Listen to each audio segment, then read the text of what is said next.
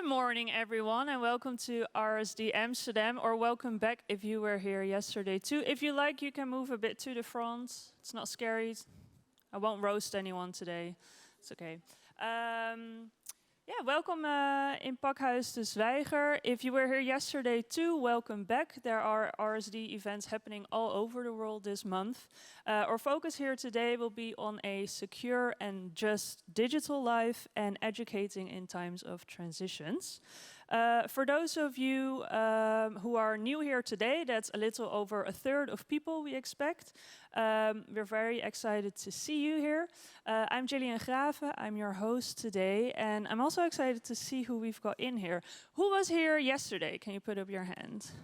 Oh, brilliant, quite a lot of people. Let's see. Who are you and what did you think of yesterday? I was here yesterday in the afternoon. I really liked it. Yeah, we did a workshop about blind spots. Yeah. Brilliant, very interesting. Who is new here today? Who's new here today? Let's have a look. Up to you. Who are you and what are you looking forward to today? Oh, good question. My name is Philippa Collin and I'm from in Holland, docent-onderzoeker. And I'm really interested in this theme of education in times of transition and sustainability. Brilliant. Great to have you. Who else here is new today? Let's have a look. You are? Yeah? Yes. Who are you and what are you hoping to learn today? Well, my name is Pieter van Boheemen. I'm from the Rotterdam University of Applied Sciences and I'm one of the panelists today. So I'm looking forward to the discussion and to get some new insights, maybe some provocative thoughts from everybody here in the audience. Yeah. Great, brilliant. Looking forward to it. Let's see. So, like I said, we're here in Pakhuis de Zwijger, as you probably are aware of. And we're very happy to be here because Pakhuis is actually our partner for this event. And I'd just like to give a shout out to Volker Lodewijks, who's making all of this possible. Please give him a warm round of applause. And this event is also all happening thanks to the efforts of the Expertise Network Systemic Co-Design, also known as ESC or ESCAPE, as I've been told yesterday. Their chair is Wina Smeek and the program manager is Frank Evers. And I'd like to welcome you both on stage. There we go. You got your own. We've got many mics here today. Wina, would you please be so kind to introduce yourself? The people who were here yesterday already know this part. Sorry about that, but we've got a lot of new people. We will be repeating a little bit, but maybe I use different words. Probably. Welcome, everybody. I'm very excited that we have a lot of new people and new faces today as well. So very welcoming to you. We are of the network, the Expertise Network of Systemic Co-Design, and I'm the chair of this. So 1.5 years ago, I got a subsidy to make a network with 4 applied universities. So it's, I made it late yesterday. I'm not that sharp today. I'm sorry. It's all the fault of Guido. I don't know where he is. Anyway, it was fun yesterday. You will have fun today as well. Anyway, so I'm a professor of the Applied University of in Holland and the chair of this network. And we decided with 4 applied universities to join forces in design for transitions. And we think that systemic co-design will be a way to work on these transitions. And we are searching for what this systemic co-design can be. So we don't know yet what it will be in the end, because we have like another 6 years to find out what systemic co-design can mean for people and can mean as an approach in tackling our societal challenges in a way. And we are working on this for 1.5 years now. And I'm so happy that we have a program team who's capable of doing all this. And so I'm proud. Yeah, great, you should be. Frank, you're the program manager. Why is this conference so special to ESC? Well, yesterday I explained that what we have to do as a network is to create our own learning space, our own environment where we are able to share, to inspire, and to learn about what Wina said, what will eventually be what we all understand as systemic co-design. And everyone is doing parts of it, and we have to explore. And this event and these events that we organize as CAPE, we have like these big events, but we also have smaller events. We call them escalators. Small workshops by members of the network to explore and combine different approaches. And we have the escapades. That's new, huh? That's a new one.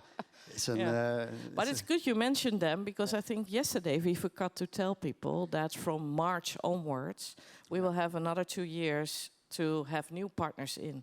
So I was discussing with some people over coffee yesterday that they were maybe interested in joining, and that's possible. So if you think that this is nice and you want to join our learning events, let us know, because then we can have a discussion on if you will be a close partner or just a nice friend, and if you will do escapades with us or escalators. Let's see. Yeah, and that's essentially also why these gatherings are so important for us, because we are a network. We are a network of people, of organizations to work together. And like an event like this, we work together closely with the RSD, the big RSD, which is happening globally. But we couldn't have pulled this off as just one university or just a few partners. Now we need each other to do something like this. And everyone is collaborating and contributing. We have workshops with partner institutes, keynotes from our network. So doing this and being here together with all of you is also a form of forming the network. And that's what Wina said.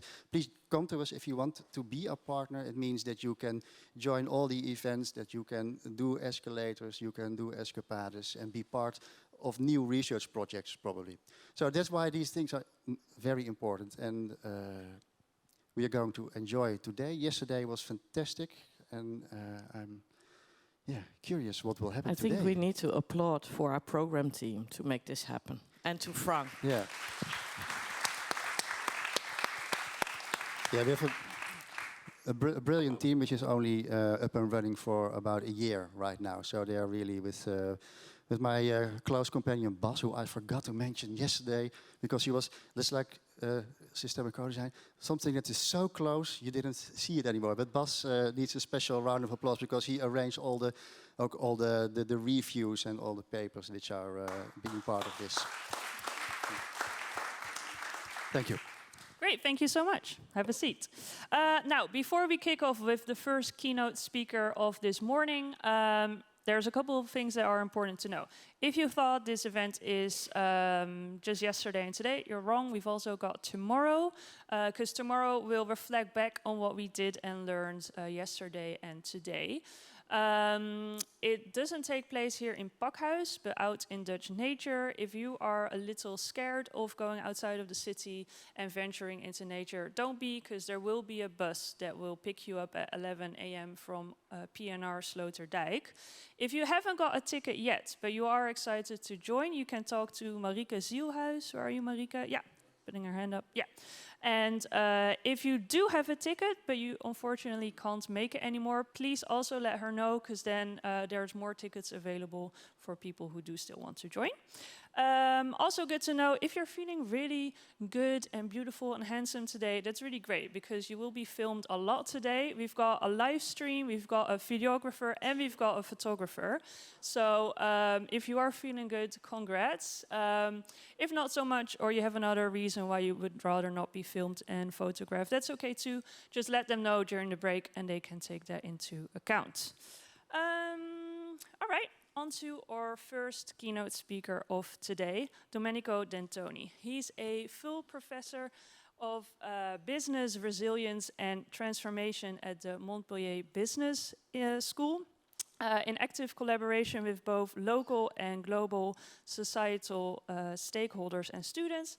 His research seeks to understand, explain, and enact how processes of organizing support the capacity of systems to bounce back, adapt, and radically change in the face of challenges.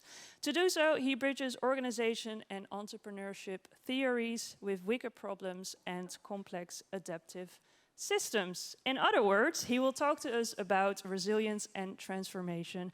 Please give him a very warm welcome, Domenico Dentoni.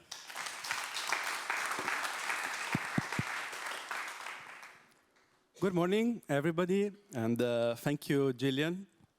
Thank you to the entire Escape network. So a few months ago, I was scrolling through LinkedIn, which is one of my issues that I'm trying to solve, in fact, and I'm scrolling too much through LinkedIn. And I saw this event advertised, across, of course, the whole world, and in particular in Amsterdam, when I knew a few people. And I was really thinking to apply for one of those workshops. Then life came across. I lost the opportunity. I forgot to submit something, and that was a pity. But then, after a few weeks, I was invited to say a few words to you. So I'm very excited and very grateful for this invitation. Although it's probably the first time that I'm just speaking to an audience about this stuff instead of doing a workshop. So let's see what I can get out of this. My plan is not to take the entire half an hour to just talk to you, but hopefully finish a little bit before to at least get a few questions. But I don't promise anything, because usually when I get excited about this stuff, I tend to overtalk. So, but I have a watch there that hopefully will tell me that I need to stay quiet, at least for the last few minutes. So let's try. So I was invited to talk about resilience and transformation in relation to the conference theme. And one of the things that I thought to do, first of all, is to sneak in a first part of the title, which is, as you can see, what systems mapping tells us about visions of resilience and transformation. So it's kind of a question. And just to be clear, I will not have any definitive answer to this question, neither, in fact, partial answers to this question, okay? Hopefully, I'll just try to articulate why this question matters. And then probably the second aspect that you will notice here is that I will really use the word co-design very little, because I'm new to it. Actually, I have no clue before this conference, before yesterday, what co-design really means. I think I know, I think I like it, but I am not very comfortable to use too much the D word without knowing it. So I'm not, you will probably mention it one or twice in the whole presentation, okay? Instead, I'm talking about systems mapping, because I'm putting so much thinking into what it is, what we are doing when we map this system stuff, all right? So let's see how it goes. What I want to mention is that it's not personal work that I'm doing just by myself. There's a team of people, some of them based in the Netherlands. You may know Maria Roglic, Carlo Cucchi, Rob Lubrink, Ramin Bender-Salazar, Timothy Manise. They were super helpful to work with me, because basically we are running experiments on how we are doing the systems mapping in different settings around the world. And so this work is really beyond what I am doing by myself. It's just working as a bit of a lab. In fact, it's also an open invitation. If some of you are interested to experiment, with some of our approaches, we can do it together. We try not to be exclusive in any ways. So I've organized my thought a bit, now in a more non-linear way, or like circular way. And what I'm trying to discuss is what do we mean with resilience and transformation, why it's important to think in these terms, and then trying to connect it with our own experience. So why our experience is driven by resilience and the ideas and visions of resilient transformation, how we bring this into processes and reflecting on our own processes. And this probably is the only time that I mentioned the D word in the whole presentation.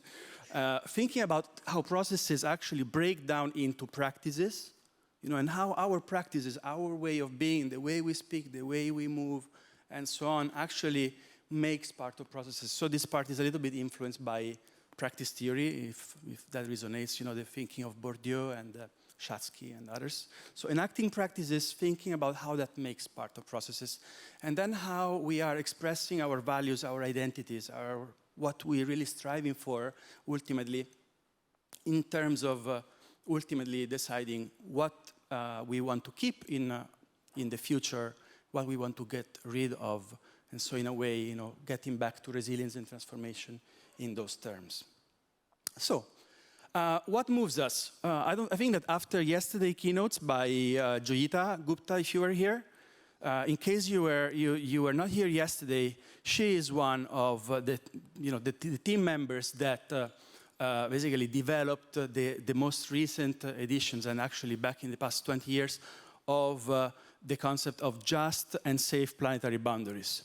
So without repeating what she said, because she made a magistral speech about the state of just and safe boundaries, what we need to know is that, and I think this moves many of you and moves for sure also me, is that the state of the world and of these planetary boundaries calls many of us, at least calls me, I know calls many of the PhDs, postdocs, junior and more senior people I'm working with to think, well, am I just doing enough to cope with these major challenges around us? At least so it's part of my anxiety. I mean, I'm extremely anxious about these things. And so, a few years ago, I was wondering, is doing research, being a professor, in the way I've been trained to be, by our institutions, is that sufficient? And I thought, well, maybe not. So maybe I need to think more in other terms to deal with this. And so, and of course, that comes with a reflection on how I can make a change. So I think here the point is that there is processes of resilience that we have at of course, global scale, as Joyita and her group have elaborated very in detail. And the question is how we can be, or how I can transform myself, starting from my inner self, my work identity, and with the team I work with, in order changing my institution, very important, in order to enact a process of transformation that helps us to resile in just and safe ways. So that brings us to our experience. What we are doing basically is we started to think what our roots, what has influenced us as a team in the past few years. And there are, as you can see here, we have been very influenced by social studies, socio-ecological studies, and engineering studies. This is really probably not much.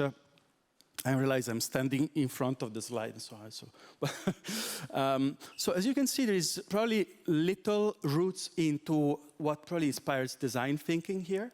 But this is a little bit where I'm coming from. A person I'm very linked intellectually to is Sandra Waddock.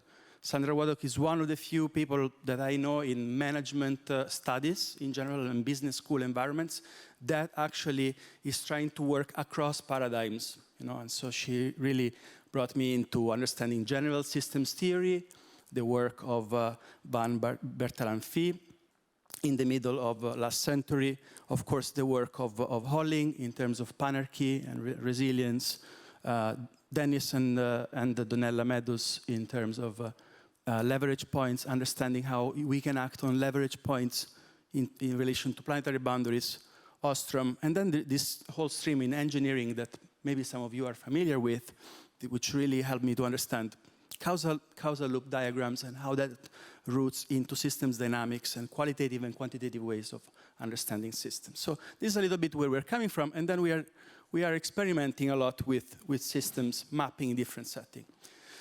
So while I'm aware that there is plenty of ways and approaches to engage in systems mapping in general, there is one way that we personally found resonate quite well with our students and the people we work with, our stakeholders. I'll illustrate a little bit who we are working with. And that is basically combining, this is a bit our minimum viable product that we usually do in workshops. So if we were to do a workshop, probably would do something around this. And it comes from the idea that our networks, ourselves and our networks are part of the problems that we are living in. Okay, so we are, ourselves and our networks are entrenched in the problem, okay, in a way. So this idea comes from Senge and probably many others. And so in the way we map with our stakeholders, our participants, we combine, for example, causal loop diagrams and value networks in iterative ways. We go back and forth to make sense of the system. And then the next thing that we do is based on the idea that we want to make sense of things in order to envision how to change them. We are, first of all, thinking, well, what are the leverage points to intervene in the system? And then in relation to these leverage points, how we can create coalitions of actors that together enact these leverage points. Again, as I said, this is just one way. You know, there is so many workshops that we are looking at these 2 days. There's so many ways of trying to make sense of how the problems are structured and how we can build a collective movement in order to address them. And this is just one of that is working well for us. But we're constantly learning on how to do things. And I will explain a little bit the limitations that we are facing also in doing this. So our experience, briefly, is around the training. We start doing a lot of work with our students, first at Wageningen. Now I moved to Montpellier Business School, so we are bringing it more into a business school environment with some of the challenges that we discussed with some of you yesterday. We have the chance of bringing it to ESADE and to other organizations in hackathon settings and so on. From there, we found it quite useful to bring some of these approaches into trying to steer projects at different moments.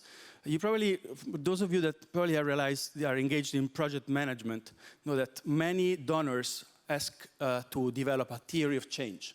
Okay, and this is probably something that for systems thinkers, people that try to think in systems, it's a part that really makes freak out a system thinker, right? Because theory of change is like activities, outputs, impacts, and that's just so weird to do that, to go through that exercise, right?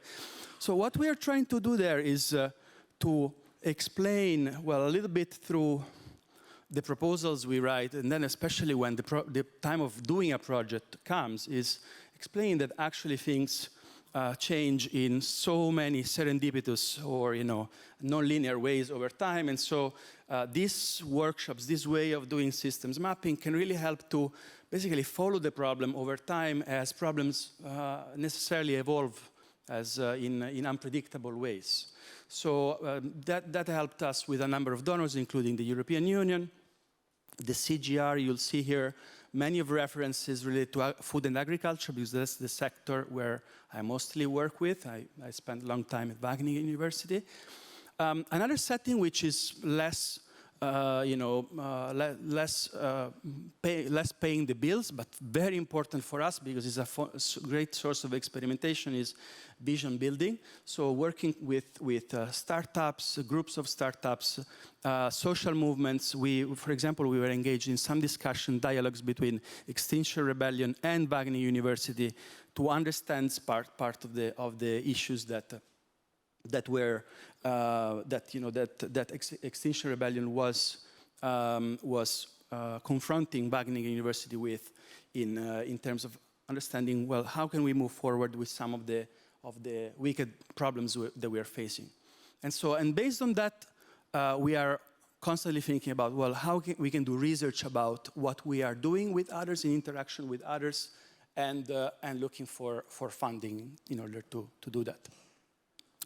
So this is a slide that usually our students and our participants really enjoy. And I'm still puzzled about how they find it useful. But I think part of what, probably also this resonates already and is already obvious for many of you in the area of systems, systemic co-design. But thinking about us as ants in a colony, and what it means to be intelligent ants, which it's not absolutely to say that ants are not intelligent or they are stupid. In fact, it's probably the opposite. If you see, the fact that we have more brain capacity does not make humans in any way more intelligent than ants if we see how much we are destroying each other and the ecosystem compared to ants. But this is to say that intelligent could be like being aware of where we are within a colony, right? Where we are within in relation to others. For sure, we could use our brain capacity to do that. And systems mapping could be one of the tools that we could use for that. And in particular, how we can do that? Well, usually I'm thinking about targeting our multiple goals in our daily life. The biggest example for me is how to divide my personal and family time from my professional time, right? So these often are seen as trade-offs. In business schools nowadays, in sustainability, you study the trade-offs, right? Profit and making sustainable things. So this is something that for managers resonates a lot. And I think part of what we are trying to do here is to say that through the work that we do with systems mapping, we can think about where is worth to generate ripple effects, and what are the few actions, meaningful actions that we can do in order to generate ripple effects, being aware of unintended consequences. So this is particularly important. And cope with bottlenecks, things like, I'm Italian, I work in France. So the example that resonates a lot is bureaucracy. When you're trying to do something different, bureaucracy is a bottleneck. So it's probably, maybe sometimes a good bottleneck. And French and Italian immediately understand what I'm talking about. In the Netherlands, I think it goes a little bit better, but anyways. And yeah, probably the idea of being an ant in the colony is just really, you can do very little with it. And it's very important to think with who you build coalitions in order to make this change. So that's a little bit what we are trying to do. Oops. With systems mapping. So I think up to here is pretty much obvious to many of you. What we are trying to do is we are going through a process of trying to reflect as much as we can about what we are doing. So we're trying to develop our reflexivity in these terms. And so we are combining with action research. Systems mapping with action research. What do we mean with action research in this context is try to report through triangulation what we are doing, what we are actually doing while we run these sessions and when we do systems mapping. And then looking at and studying how people react and interact with us during these processes. And then we do linearizing. The simple way of explaining is that instead of writing a full paper for every time that we do a system mapping exercise or experiment, we are, go a little bit with the flow, with the energy flow. For example, yesterday was a very exciting day. My energy flow was very rich when I was coming back with the train. I started doing 3 diagrams of new things that I think they are good ideas to share with others. And so that's part of linearizing, is just doing a diagram, getting with an intuition that with a boundary object that you can share with others in order to let the mind flow, okay, and resonate with a collective group with it. So we try to go as much as possible before committing to write a whole piece, because, as you may know, that takes a lot of time. We have plenty of doubts. 3 doubts that I think are very important. We want to explore more, hopefully, with you. The first one, I'll move here because the doubts are there. The first one is systems washing, because my sense is that now with all the corporations and powerful actors start talking the language of systems, because clearly we are in the middle of a buzzword with this, it starts becoming one of the latest frontiers of greenwashing. So we want to be very careful of not encouraging that type of process. And I'm not sure if we are doing that enough. The second aspect is that what we feel is that when we run these workshops, we have the risk of legitimizing fake news. So there is no really filter, scientific filter as we have in peer reviews. So it's just a question of, are we just embarking any sort of knowledge that, may be classified by others as fake news, and how we go about it? Should we do that? Should we not do that? How do we act as a filter, through our facilitation or our means to avoid that? How are we being sensitive to power struggles? We bring people around the table, and of course, as in all participatory processes, the question is, I mean, are we being manipulated ourselves, as we do this exercise? We actually have little clue. So that's why we are investigating all these things. So this experience leads us to think about processes, okay? And I'll explain you what I mean with processes. I think that we started reflecting the way the use systems mapping is being used, okay, so far. And one of the things we notice is that, I'll come back here now for a little while. One of the things that we realize is that many people use the word systems mapping differently, okay? In some fields, systems mapping is really a tool. It's thinking about the application of a tool, and that could be an individual exercise.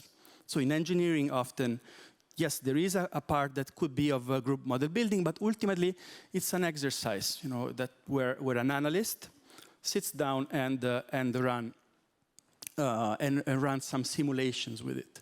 Others mean systems mapping as a specific event. For example, a workshop, like the ones we have done yesterday, we're doing today. So the time boundary of systems mapping is actually around a day or half a day. But what we are trying to think here is about systems mapping as a process, as a broader process, okay? How you communicate it before, how you enact it during the session, and then what you do with it after. Because you've been in situations where you do all these cool maps, and then you take these maps, and then it's not clear what's going to happen after, right? So complex, so nice, but what do you do with it? So we're trying to think about what are we trying to do with that in terms of the transformations that we are seeking to enact. By no means this means large-scale transformations. It could be also individual transformations for us or for the participants or for others. But I think it's helpful to reflect about what we are doing and reflect on what we are trying to transform ultimately. And one aspect that we are very interested in is thinking about, with the approach that I've explained before and the systems mapping that we are going through, is thinking ideally, which type of power structures we are trying to shift in our own situations, knowing that we could be part ourselves of a power structure. Okay? So maybe we need to change because we are holding some power, and we may need to let it go. So this is more questions than answers, as you can see, but perhaps helpful to think about. So here we go.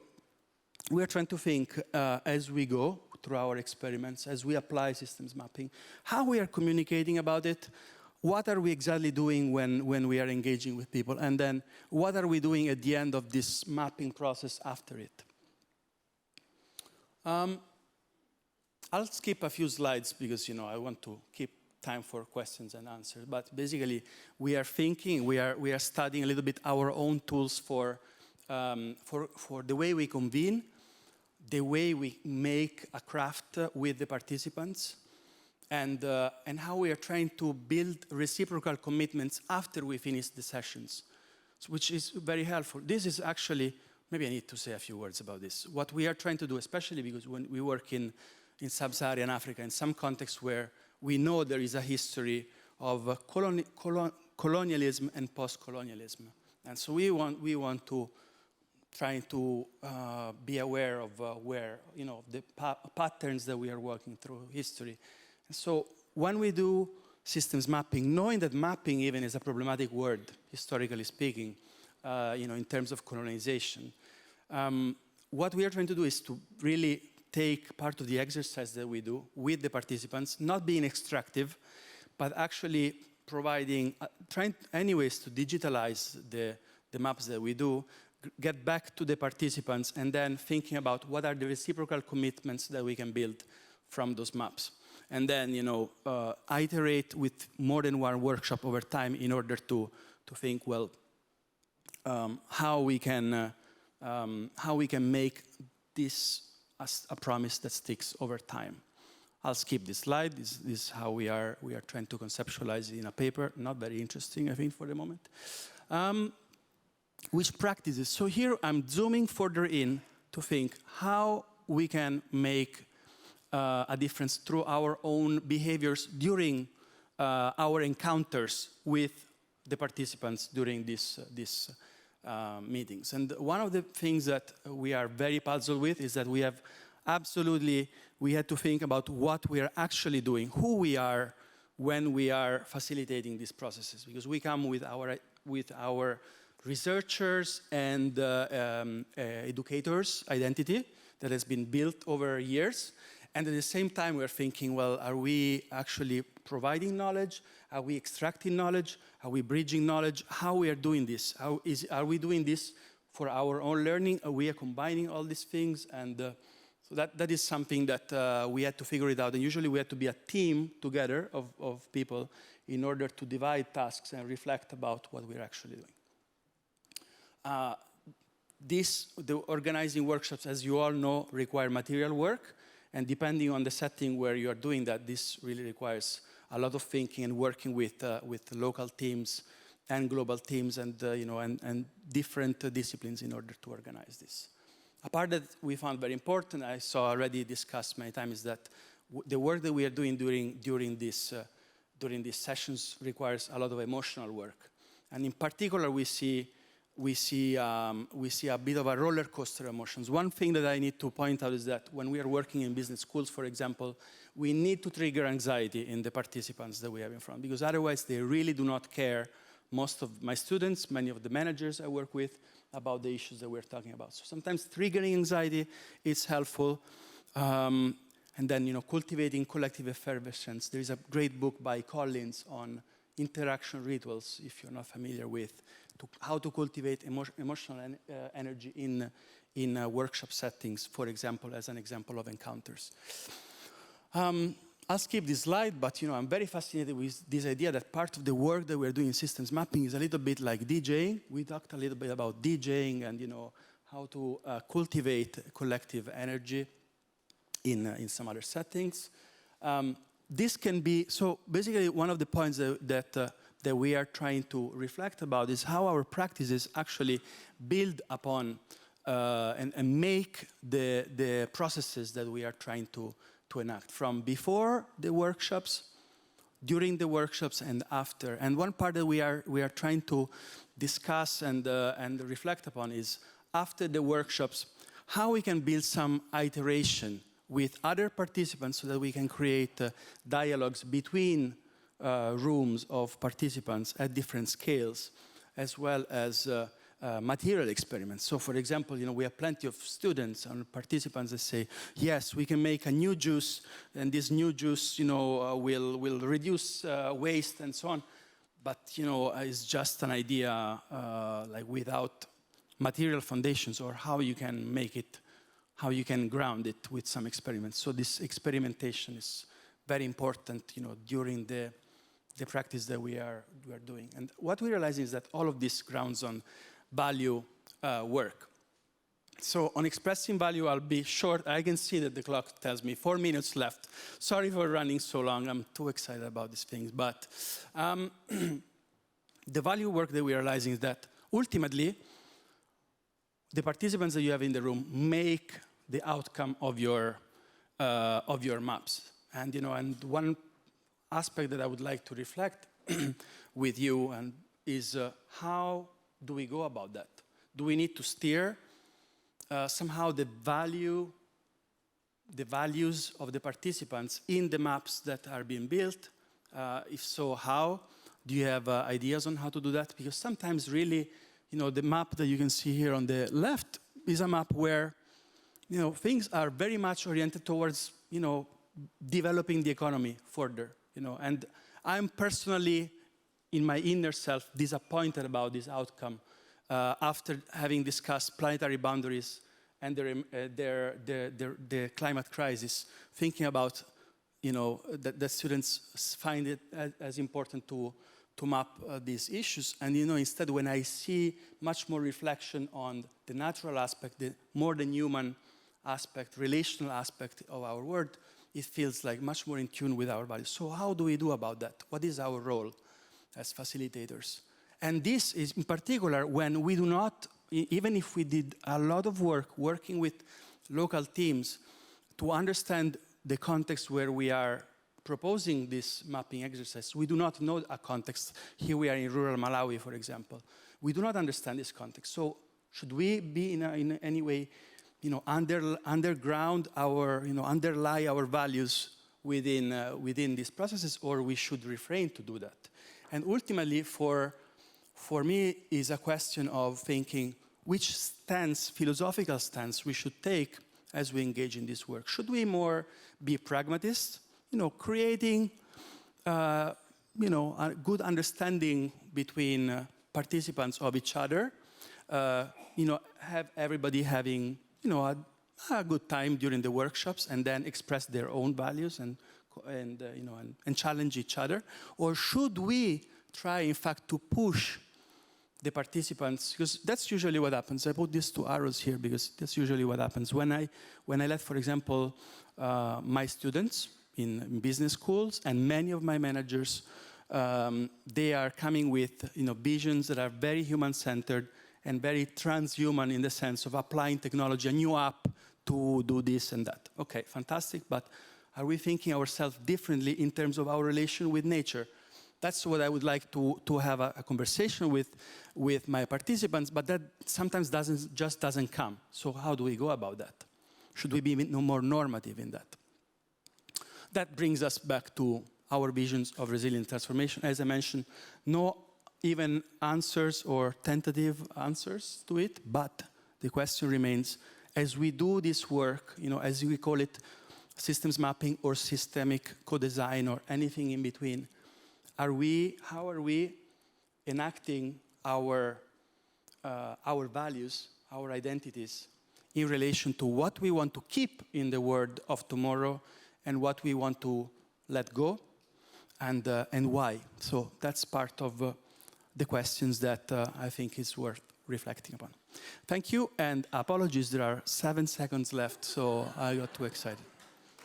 Thank you.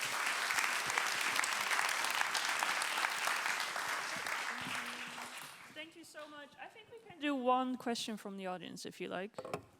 If you like. It's okay. Does anyone have a question? There we go. Yep. Mm-hmm.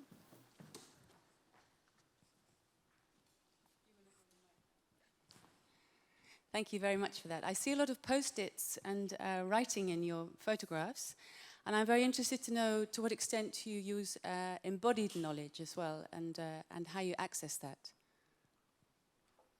It's a great question. Absolutely no embodied knowledge. I have very little experience with that, but that's why it's lovely to be in a conference like this, because ultimately, I come from a different world where the body is not really, apart from thinking about how to work in a room and how to occupy space, but it's not really represented. So absolutely, I would love to come to any activity that, if you're organizing something, I would love to come and hear more about that. Thank you.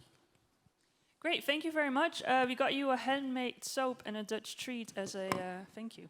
Thank you. Thank you. All right, next we've got a panel on systemic transition towards an inclusive digital society. And for this, I'd like to welcome Tomasz Jaskiewicz. He's a professor of civic prototyping at Rotterdam University of Applied Science. Thanks, Jillian. Hi, everyone. It's so great to be here.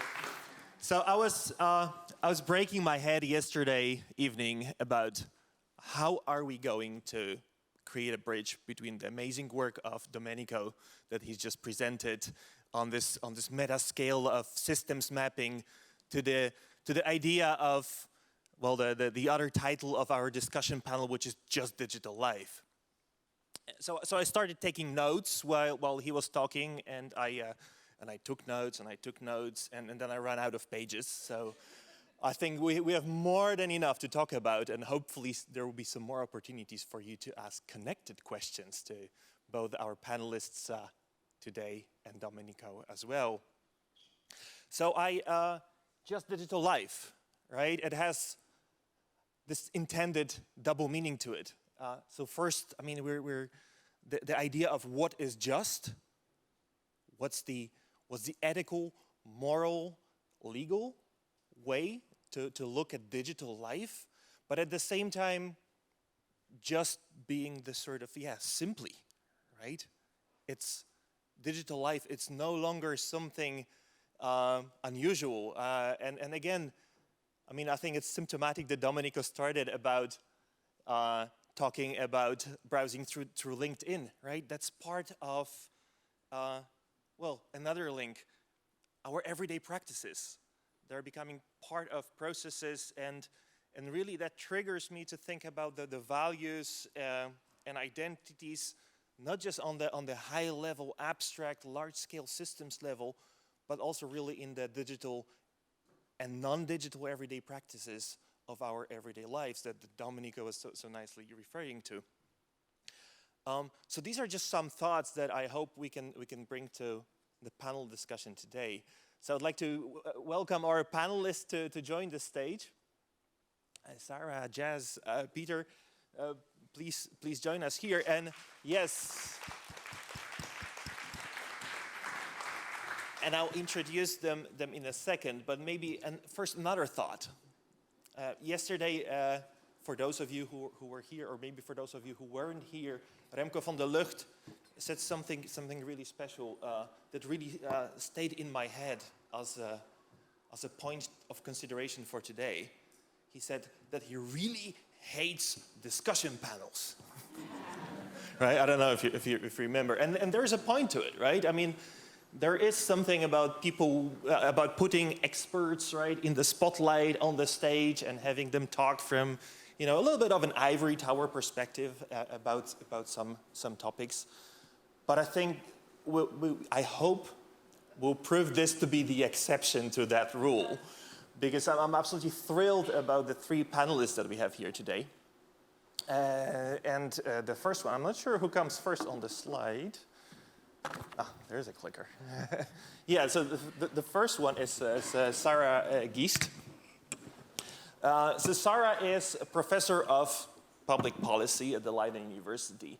And I'm not sure, perhaps I'm the only one, but my first reaction to public policy is not perhaps that, oh, this is an exciting topic. But reading Sarah's work and getting acquainted with her research really proves otherwise.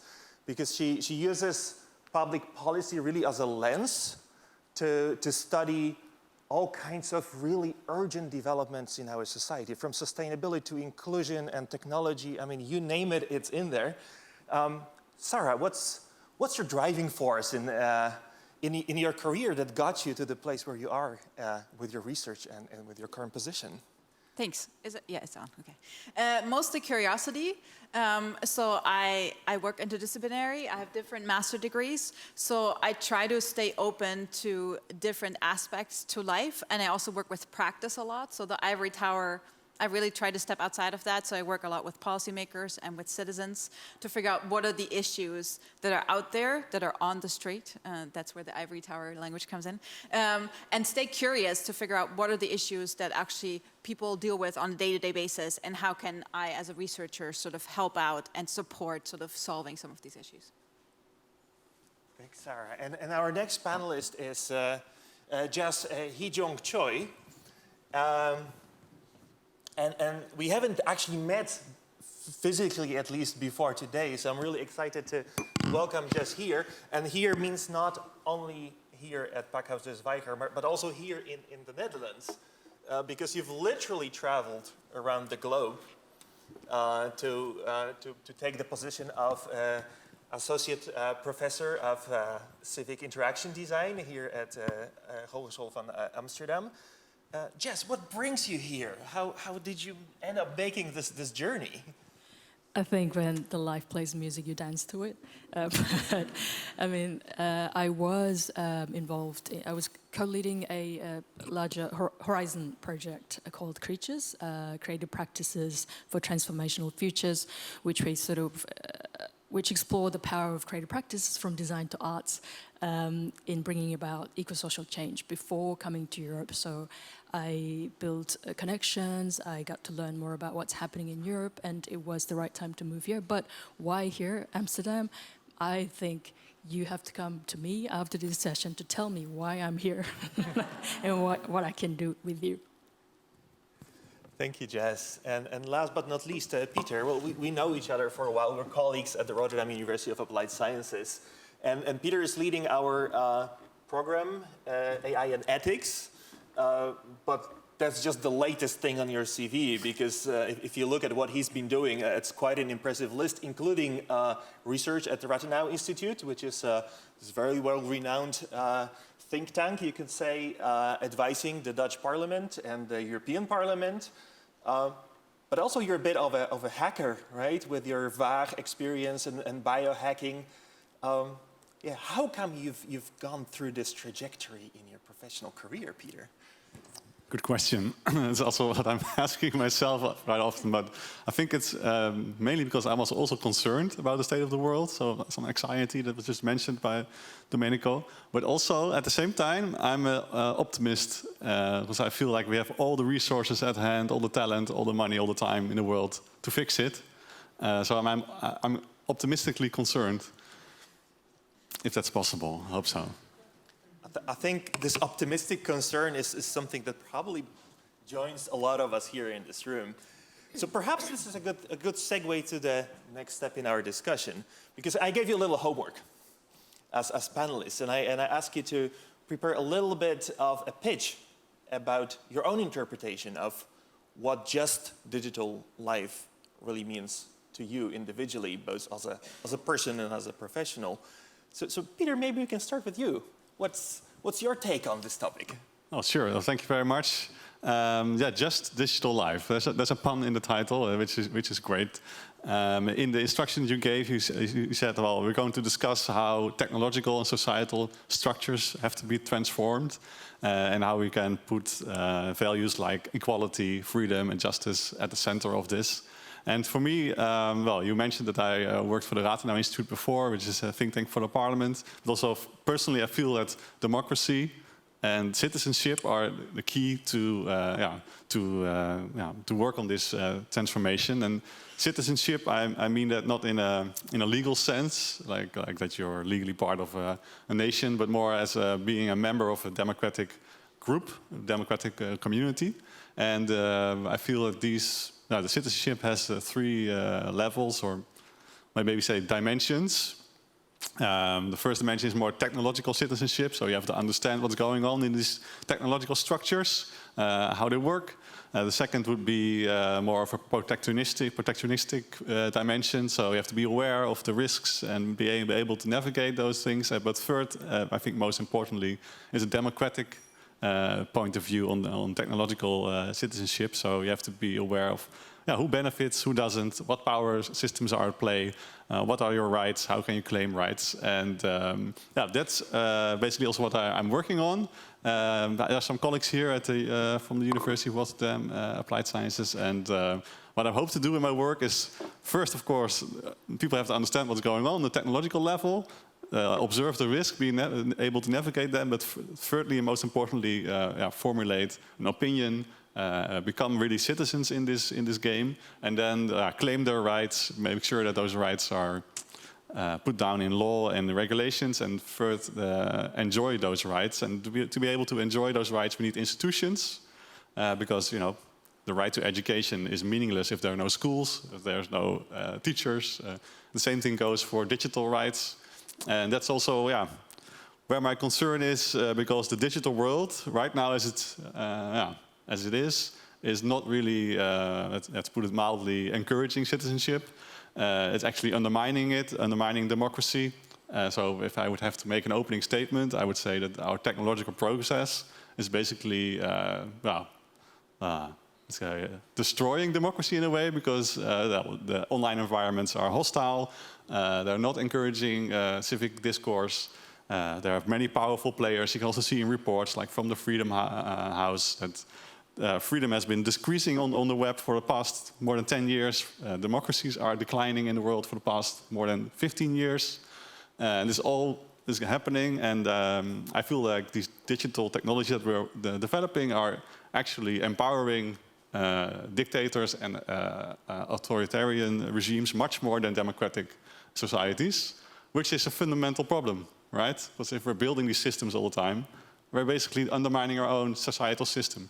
So yeah, I'd like to discuss with you how we can how to fix this. Yeah. Actually, a great question to take to the discussion with everybody. But let's hear from the other panelists. Jess, I mean, maybe you can start with a reaction to what Pieter just said before pitching your own position in all this. Yeah, I have an answer. No, I do not actually. But I think opening up questions here, I think that is such a great starting point, recognizing that there are fractures that we really need to deal with. So I really take away how do we become ethical, and so differences also between being ethical and being moral, and those questions we really need to think about in designing anything, to be honest. So building on that, I don't know, with the homework I feel a bit odd to be talking about the topic today, because, I mean, considering the violence, injustices, and the trauma that are happening in many parts of the world right now. And I think we all agree that there are many different ways of living and dying, and also being digital, and also what justice might look, feel, or taste like for different people, and including non-humans. So for me, design is quite future-oriented field, I think. So for me, design is not so much about the end goal, but about how we create spaces for new relations to form so that they could loosen up existing relations. And to me, that's systemic change, and Lauren Ballant talked about this a lot, and I take from her. So for me then, just futures are feral. I've been exploring feral conceptually and in practice, especially with colleagues Marketa Doljasova and Andrea Bottero at Aalto University. But I first encountered this through Genevieve Bell, who's an anthropologist and futurist in Australia. She talked about feral data and feral technologies in reference to the animals that the British colonizers brought to Australia in the late 18th century as technologies. Then when their use value sort of diminished, we kind of abandoned them and forgot about them. But of course they came back as very transformative agents. So for example, camels were brought in as a means of transportation across desert. But then when trains were introduced, they were forgotten, they were discarded within the system. But then they came back to human attention as different feral creatures, sort of disrupting the existing systems. But of course, they are feral and disruptive only in the eyes of those in power, like humans in this case. And some of them were violently culled because they are unnecessary or the other. But some other feral creatures also flourished, co-evolving with ecologies towards positive impact, really. So they could be either. And what Genevieve Bell was pointing at was the transformative power of the feral in the cyber-physical constellations that evolve over time. And for me then, the feral, or thinking about the feral, does three things at least. The first is it helps frame to experiment with more than human entanglements in my work. So more than humans as in humans, other species, but also algorithmic agencies. And it helps me question power relations within existing systems, as we all talked about, and in the keynote as well. But also, three, it encourages us, and me especially, to learn to deal with indeterminacy and specificity at the same time, which is so hard to do, but we need to do in designing systems or anything, basically. Because the feral can only exist in relation to or with something with specific relational proximity. So what it does then is the feral gives us sort of critical tools to challenge the dominant normativity and experiment with ways of relating towards changing at different scale. So I've been experimenting with things like feral data, feral methods, with the question that I've been asking myself, and this is an invitation for you to also consider, how can we embrace, if not embed, the feral in our research and practice.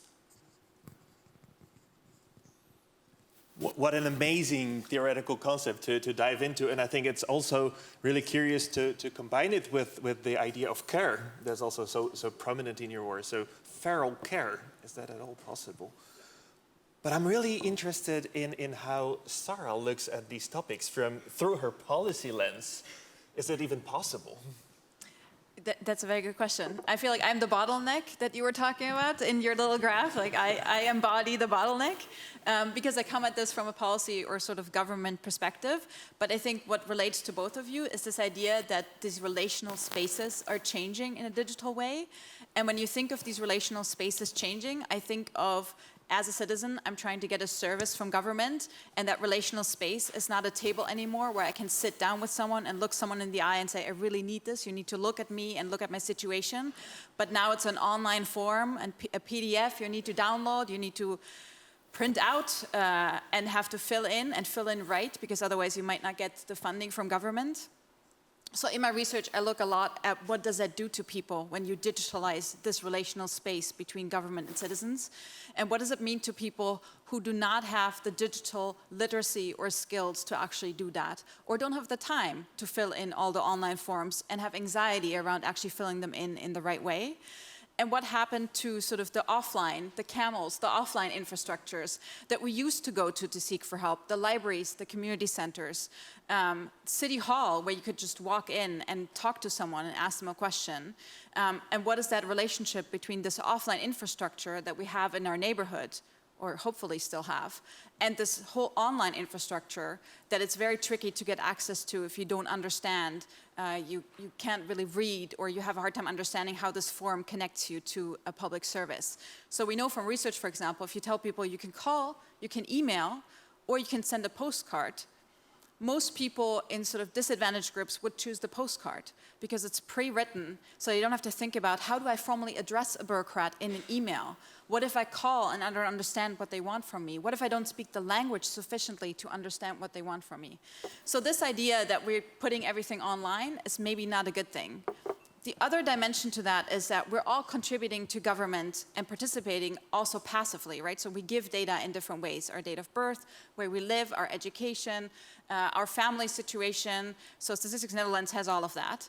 But we're also contributing with data points to, as you said, sort of social media, right? So when we comment on something, things like that. But it also means that we're over and underrepresented in different ways. And for some groups, that might be that they're overrepresented in bad ways because they filled in that form twice wrong. So now they're red flagged in the system.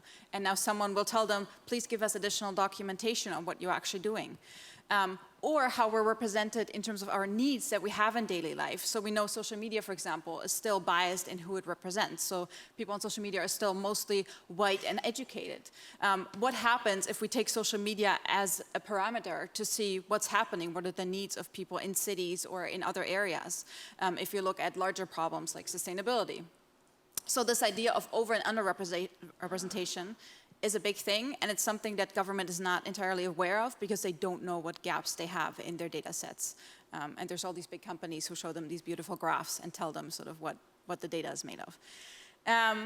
The other final point I want to make is when we redesign a system, and that could be a public service system, to not double burden the people who are already burdened with the system, to say, oh, what do you think what this should look like for you? But this person doesn't have time to tell you what the system should look like. So to think ways, if there's, for example, if there's a lab in a neighborhood, maybe there's a positive spillover for people who couldn't participate in the lab. Maybe their voices can be heard in a different way.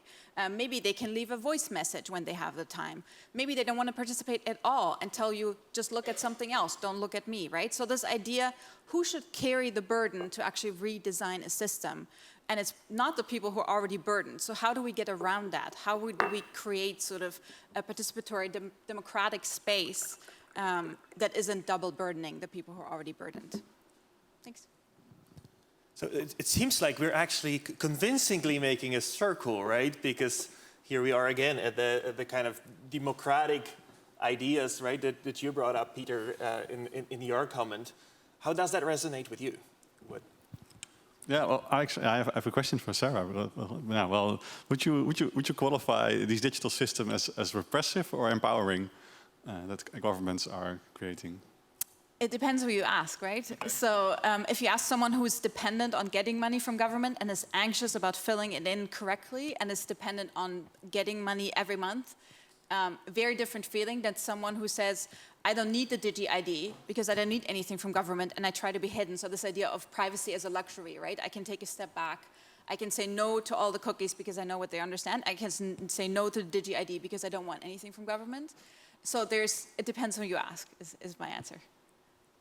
That's right. So actually we need institutions or practices, as you mentioned, to support people, to really empower them and also protect them from the same system at the same time. So maybe empowerment and protection are two sides of the same coin. Kind of, they have to go hand in hand. That's kind of a thought that came up. Yeah. And I think that's such an interesting point. Empowerment, also empowerment in what way? And I find interesting possibilities in thinking about feral data. As an example, we worked with Melbourne City Council. In Melbourne, we have what's called Melbourne Urban Forest, which consists of about over 70,000 trees, each with digital ID. So it becomes an urban forest. And one of the things, actually the form, the government form, what it allows is, online portal actually, allows us to email the tree. But the intention by the local council was, if the branch is broken, write an email, you report these things. But of course what people started doing was to write letters to the trees. Some of them have so beautiful love letters and talking about their experience in place and, even from somewhere else. But these are real data. What the sensors take from the tree, so-called conventional scientific data that we collect from the trees in urban forest, they shape the policies and what the future might look like for everybody in the city.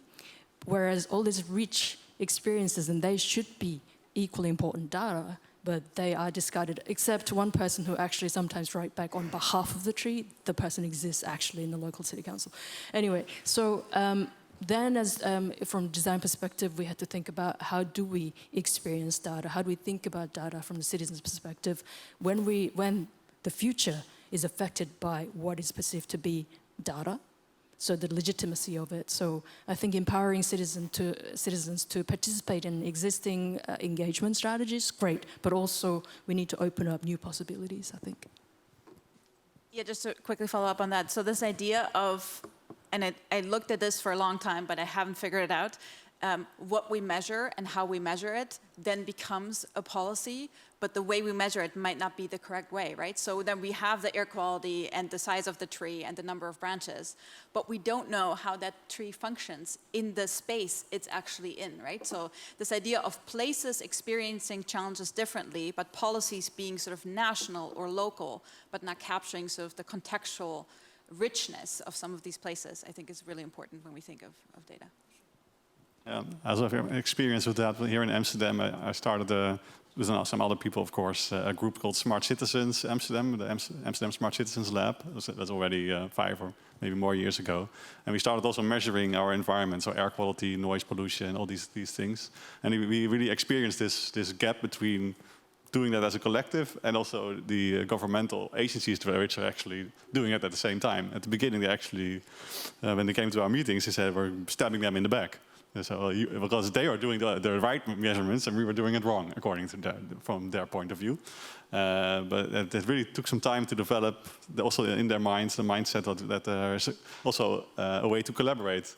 But that's something that really needs time, and also you have to build these relationships. Over time, it's not something that naturally works.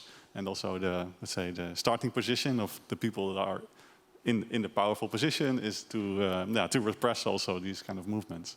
So we need to work on that. So I would really like to open up this discussion to the public as well. And I would like to propose a little experiment, right? Just also to break this ivory tower power dynamics that sort of this format pushes on us. So I'd like to invite our panelists to actually mingle with the audience and see if there are any questions happening there. So maybe raise your hand if you feel like, oh, I have something that I would really like to introduce into this discussion. And I'd like to invite you to approach the people raising their hands. Who has a question? Anja. Oh. And I think Jazz might be the right person to talk to Anja. Yeah. Okay. Psychic. Yes. Oh. Yeah, thank you. Super interesting, a lot of entries for questions. But I'm particularly interested in the feral perspective you mentioned, because I think in the modern human decentering, the approach to decenter the human in our perspective on the world and on the digital, we are still looking for more specific perspectives, views. So could you give me an example how this feral view would influence how we look at nature in a neighborhood?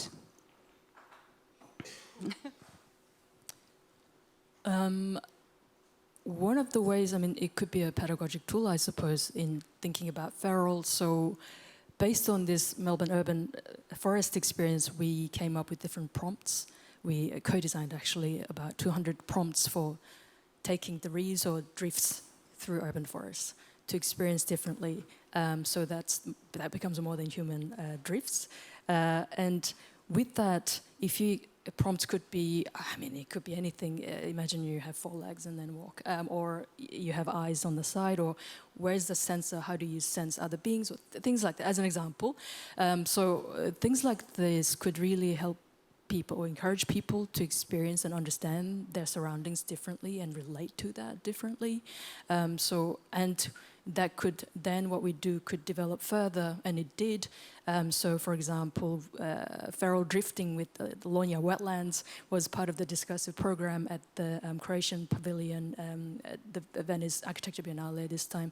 So we're thinking about how we could work with architects and designers and students and theorists to use these tools now, as a feral tool, to experience things so that we could apply that in our practice, creative and scholarly practice.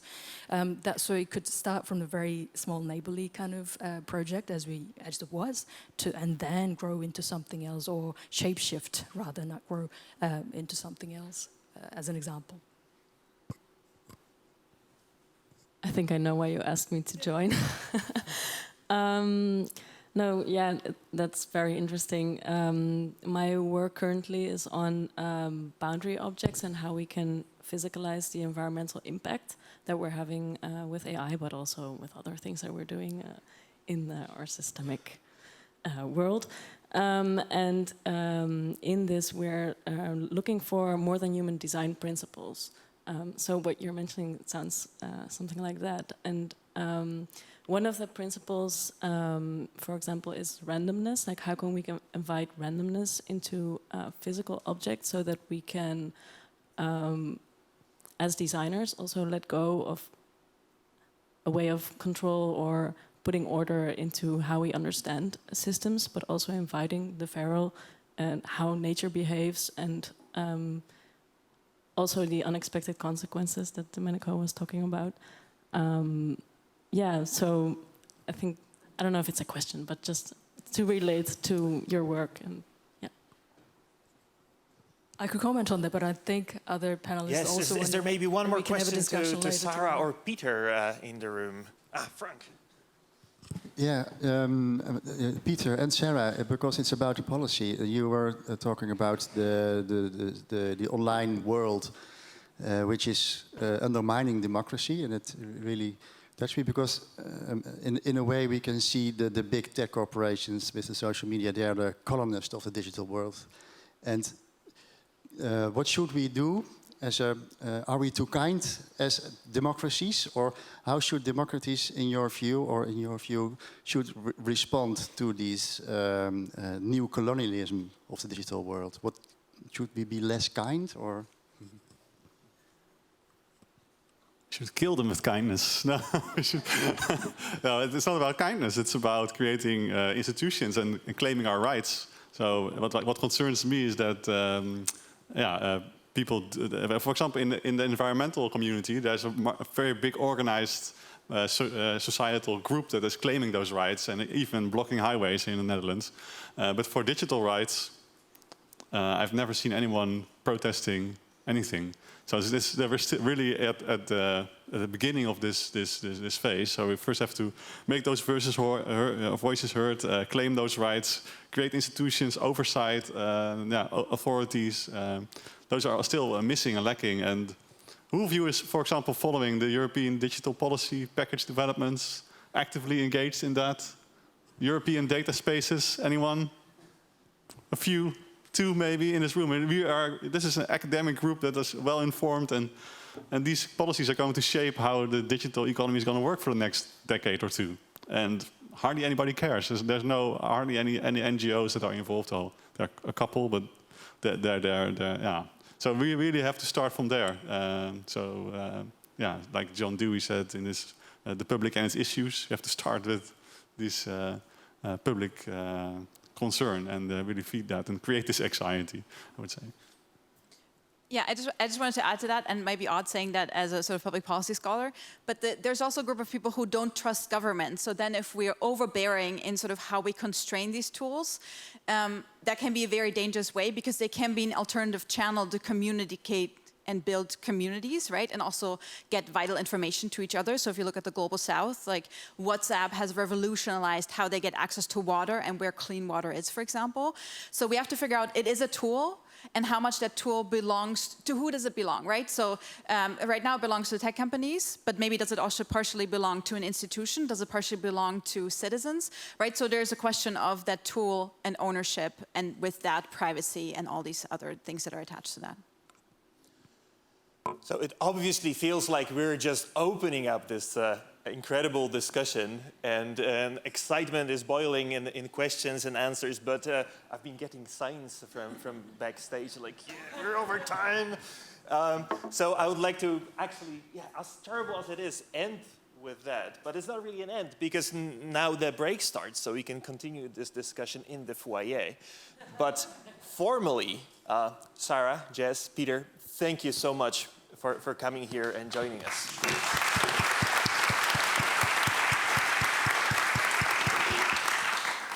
Yes, thank you all very much. I couldn't carry it myself, but you can get your thank you present, Emma. Thanks a lot. Like Tomasz said, we'll have a break in a short moment. Also, I believe we once did have a political party in the Netherlands that was pro-digital rights. Called the Pirate Party, and their campaign included their political leader being naked in the campaign posters throughout the Netherlands. Didn't work though, they didn't make it, but they tried. Anyway, after the break, the workshops will start. You'll have, I believe, 6 workshops to choose from. The people who were here yesterday know how it works. You can get your ticket in a moment from the back of the room with Emma and Ekin, and you will only be able to attend one workshop, but no worries if you can't choose or you'd like to attend multiple. We will all come back here after the workshops to discuss what we did and learned during the workshops and share our reflections. You now have a break till 10:30. You can grab a drink, grab a ticket, and we'll start at 10:30 sharp.